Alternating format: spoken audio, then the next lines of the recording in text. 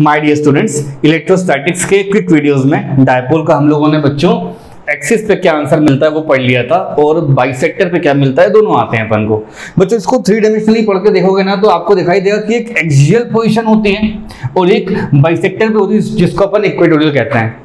Axial पे जो electric field होती है वो सामने की तरफ मिल रही होती है, उसको अपन बोलते हैं इलेक्ट्रिक फील्ड ऑफ एक्सियल। और देखो इस पर्टिकुलर लाइन पे जो इलेक्ट्रिक फील्ड होती है बच्चों वो बैकवर्ड डायरेक्शन में मिलती है, उसको अपन बोलते हैं इलेक्ट्रिक फील्ड ऑफ इक्वेटोरियल। कहने का मतलब है ये यहां से ऐसे करके जा रहा होगा बच्चों, इस तरह से फील्ड आ रही होगी। ये अपना लॉजिक होना चाहिए पढ़ने का, ठीक है। तो हम क्या कह सकते हैं यहाँ से, व्हाट वी कैन स्टडी, कि बच्चे लोग अगर इसको किसी जनरल जगह पे पढ़ना है, जनरल इन द सेंस ना स्ट्रिक्टली एक्सिस पे पढ़ाया जाए और ना स्ट्रिक्टली इक्वेटोरियल पढ़ाया जाए, और टॉपिक हो हमारा electric field at general position. Random जगह कहीं रख देगा और बोलेगा आंसर बताइए, जैसे यहाँ पे।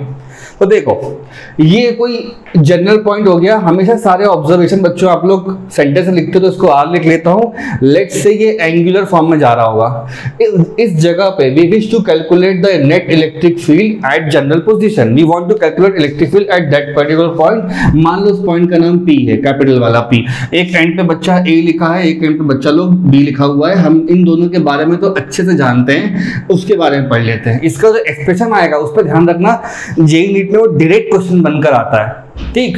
तो देखो नेगेटिव चार्ज है और प्लस का चार्ज है। पक्की बात है कि हमारा जो डायपोल होगा ना वो कैसा होगा, वो सामने की तरफ देख रहा होगा, उसका नाम हो जाएगा पी। ये लिखा है थीटा, दुनिया जानती है इस थीटा पे अगर मैं इसको रिजॉल्व कर दूंगा तो ऊपर की तरफ क्या आ जाएगा, ये हो जाएगा पी कॉस थीटा, और इससे परपेंडिकुलर क्या हो जाएगा बच्चा लोग, पी साइन थीटा। बस अब ये यहां से खत्म हो चुका है, उस पी को मैंने खत्म कर दिया है और उससे दो भाई निकल आए हैं, एक का नाम पी कॉस थीटा, एक का नाम P sine theta, which means I have two components now. अब सुनो बच्चों, सारे के सारे बच्चे लोग पी कॉस थीटा पर जाकर बैठ जाओ और देखो पी ऐसा दिख रहा है, इस पे बैठ के यहाँ पे क्या आंसर होगा। Think as a individual dipole. इस डायपोल की एक्सिस पे जाके क्या मिलेगा आंसर, तो बोलोगे सर जी सामने की तरफ मिलेगा, उसका नाम हो जाएगा electric field due to R, मतलब एक्सियल पॉइंट बन रहा है वो, है ना। उसके बाद सारे बच्चे यहां पर जाकर बैठ जाओ। तो देखो ये डायपोल हो गया, है ना। अगर डायपोल यहां पर जा रहा है, उससे अगर आप r डिस्टेंस दूर जाते हो तो क्या हो जाएगा, इस डायपोल के तो परपेंडिकुलर हो गया ना वो, बात समझो। और पुराने क्रिकेट में पढ़ा रखा है आपको कि डायपोल के अगर परपेंडिकुलर जाते हैं तो बच्चों इलेक्ट्रिक फील्ड कैसी आती है, पीछे की तरफ आती है। कहने का मतलब है इस इंसान से यहां पे फील्ड आएगा ER और इस इंसान से फील्ड आएगा E एट एंगल थीटा। किसी एक जगह पे दो फील्ड लग रहे होंगे, तुरंत वहां पे अपन पैरेललोग्राम कंप्लीट कर लेंगे और बच्चा लोग ये आपका हो जाएगा net electric field at that general position. एक गलती करता है बच्चा, यहाँ पे थीटा लिखा हुआ है और इसको भी थीटा लिख लेता है बच्चों, ये दूसरा एंगल होता है। कई बार वो एंगल पूछने को मिलता है अल्फा, मैं बता दूंगा कितना आने वाला है आंसर। डायग्राम समझो आप लोग। Let me explain it again. Minus का चार्ज है, प्लस का चार्ज है, डायपोल होता है, उसको मैंने खत्म कर दिया है। दो पॉइंट निकल आए हैं, दो डायपोल कंपोनेंट निकल आए हैं, P cos theta and P sine theta. Cos पर बैठ के एक्सिस पे गया हूं तो एक्सिस के टाइप आंसर लिखूंगा, और पी साइन थीटा पर बैठ के मैं परपेंडिकुलर गया हूं तो बच्चों पलट के पीछे आंसर आ रहा होगा। Now I am having to electric field at that position, which means that इसका रिजल्टेंट होगा वो यहां पे आना चाहिए, है ना। तो ये हो जाएगा ER इज एक्सियल कंपोनेंट, ऐसा आप भी एग्जाम में लिखेंगे, axial component due to P cos theta. Therefore ER की वैल्यू कितनी होगी, हर बच्चा जानता है, मैंने करा रखा है आप लोगों का डेरिवेशन बच्चे लोग। ER पे एक्सियल के फॉर्म में लिखना है तो कैसे लिखते हैं अपन लोग, आप बोलोगे sir 2kp divide by r cube कराया हुआ है। मैं बोलूंगा बच्चों P नहीं है वो P cos थीटा है, तो आप बोलोगे सर जी ये लीजिए P cos theta. Question number 1 आया नहीं आया बच्चों, अरे भाई 2kp बाय r क्यूब लिखा है, P का नाम P cos थीटा है, बात समझो। इस पर बैठ के यहां पे जाके देख लिया, क्या दिक्कत है अपन को, ऑब्वियसली नहीं होगी दिक्कत यार। अब सुनो पी साइन थीटा लिखा हुआ है, इस पर बैठ के यहां पे बैकवर्ड में देखना है तो अपन बोल सकते हैं E थीटा, ठीक है, is the equatorial component equatorial बच्चा लोग कंपोनेंट किसकी वजह से, तो हो जाएगा due to p sine theta. इन दोनों के बारे में ध्यान दो। तो बोलोगे सर आपने ऑलरेडी करा रखा है, ये होता है सीधा सीधा KP बाय आर क्यूब। मैं बोलूंगा इसका नाम P नहीं है, क्या है बच्चों, P साइन थीटा। तो आप भी यहाँ पे क्या लिख लेना, P sine theta, that's it. तो ये हो जाएगा अपने क्वेश्चन नंबर 2।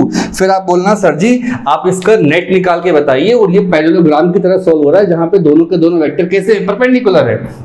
तो आंसर हो जाएगा जो नेट इलेक्ट्रिक फील्ड आ रही है एट जनरल पोजीशन वो हो जाएगा अंडर रूट के अंदर, दो व्यक्ति यहाँ पे 90 डिग्री बना रहे हैं बच्चों, तो हो जाएगा आंसर सीधा सीधा ER का स्क्वायर प्लस E थीटा का, देखो ER का स्क्वायर प्लस E थीटा का स्क्वायर। ठीक है, अब मुझे क्या करना चाहिए, ध्यान दें सब बच्चे, ये हो जाएगा E नेट।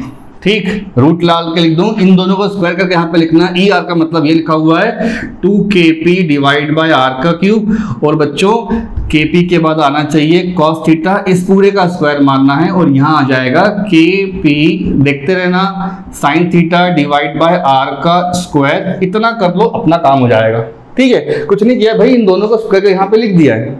अब ढंग से देखो, दोनों के पास k हैगा, बोलोगे सर PP भी हैगा, R क्यूब भी है, उन दोनों को बाहर निकालोगे तो स्क्वायर लगा है, स्क्वायर के साथ बाहर आएगा, और रूट लगाए तो बेचारा पूरा का पूरा बाहर निकल आएगा। मतलब KP बाय R क्यूब आप पूरा बाहर निकाल सकते हो, अंदर केवल बचेगा cos square plus sine square, no 2 भी दिख रहा है, और ये एक एरर प्रोन लाइन है जहां हर बच्चा गलती करता है।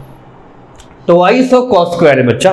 ठीक, तो हो जाएगा 2 का स्क्वायर हो जाएगा 4, ये हो जाएगा 4 cos square theta plus of बच्चों ये हो जाएगा आपका sine square theta, that's it. इतना आना चाहिए अपन को। ये मेरे पास आ चुका है बच्चे लोग, electric field at general position and I can again right, बचपन से पढ़ते आ रहे हैं sine square plus cos square 1 होता है, तो 4 cos स्क्वायर है मेरे पास, एक बगल वाले को दे दो, तो बोलोगे सर दे दिया, तो क्या आएगा आंसर, जनरल पोजीशन पे अगर पूछा जाए तो बोलेंगे sir KP by R cube लिखना चाहिए, रूट के अंदर 4 में से किसने ले लिया है, तो आंसर होगा अपने पास 3 आता है बच्चों, cos स्क्वायर थीटा आता है, और प्लस करके 1। जेई नीट वाले बच्चों इसको डायरेक्टली याद कर लो, पेपर में आएगा तो एंगल दिया जाएगा, P का टर्म दिया जाएगा, अपन को तड़ से मिल जाएगा आंसर, और ये R का टर्म जिससे ये 2 मीटर कुछ दे रखा है, से P का टर्म दे रखा है अपन को, सब मिल जाएंगी चीजें, और ये एक स्टैंडर्ड फॉर्मूला है जो डिराइव करना हमको बनना चाहिए एग्जाम के लिए। ठीक है, so this is the electric field for by dipole at any general position, because we already know that axial पे कितना होता है, तो बोलोगे sir 2KP bye R cube, और यहाँ कितना होता है तो बोलोगे sir KP by R cube, और वहां पे कितना आएगा, ये answer. Okay, all the best.